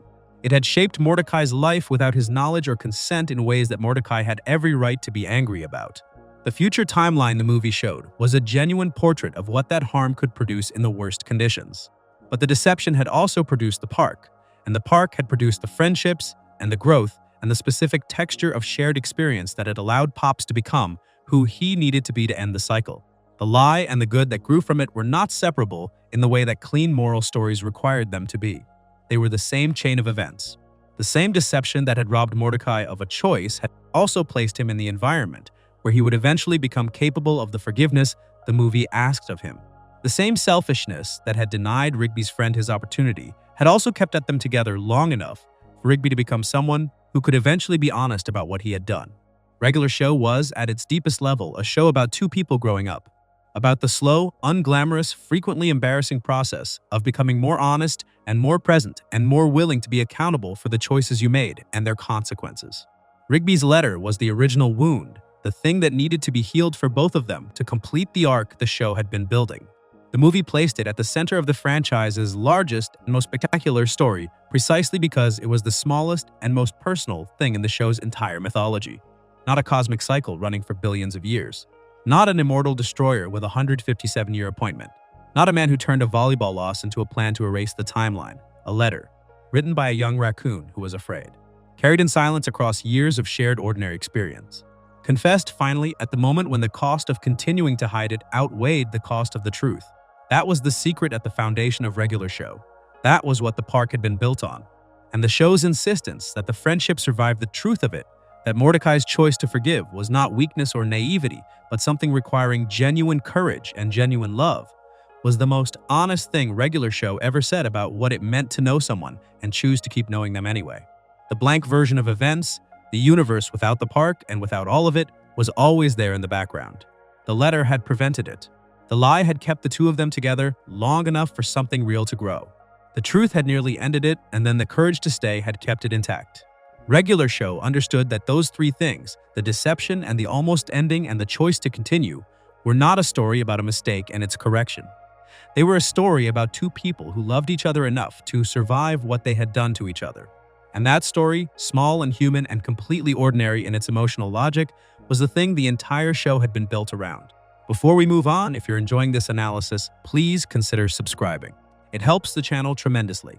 Rigby's letter was the smallest and most personal secret in the show's entire mythology, and it turned out to be the foundation everything else was built on. The final section brings all of it together, every villain and every secret and every dark detail, and asks the question that runs underneath all of them. What were the monsters of Regular Show always telling us about the world they came from? Section 10. The darkness beneath the park. What Regular Show's villains were always hiding. There's a pattern running through every villain Regular Show ever built, from the first to the last, from the giant floating head in a Season 2 arcade to the cosmic dark twin disappearing into a star in the series finale. The pattern is not immediately obvious because the show dressed it in so many different costumes, in comedy and spectacle, and the specific absurdist logic of a world where anything could happen on an otherwise unremarkable Tuesday. But strip away the floating heads and the immortal destroyers and the surveillance eyeballs and the galactic warlords, and what remains underneath all of them is the same essential truth, stated over and over in different registers across 8 seasons. Every villain in Regular Show was a version of what happened when something ordinary went wrong at the wrong scale. Garrett Bobby Ferguson was pride. Simple, recognizable, entirely human pride, the kind that organizes a person's entire identity around a single achievement and leaves nothing underneath it for when the achievement is gone. He was not a monster from beyond the world. He was a person who had made himself too small by caring too much about one thing, and the explosion that ended him was the show's way of saying that a self built entirely around a record was not really a self at all. Chlorgbane was cruelty without consequence. The specific kind that flourishes when the person practicing it is powerful enough that nobody can stop them. He had been that way in high school, and he was that way centuries later, which was the show's quiet observation that cruelty of that kind did not evolve or soften on its own. It persisted. It scheduled appointments. It came back every 157 years and expected to find the same vulnerability it had always exploited, and the only thing that had ever stopped it was a weapon built specifically for that purpose, and a person willing to keep picking it up. Mr. Ross was Grievance.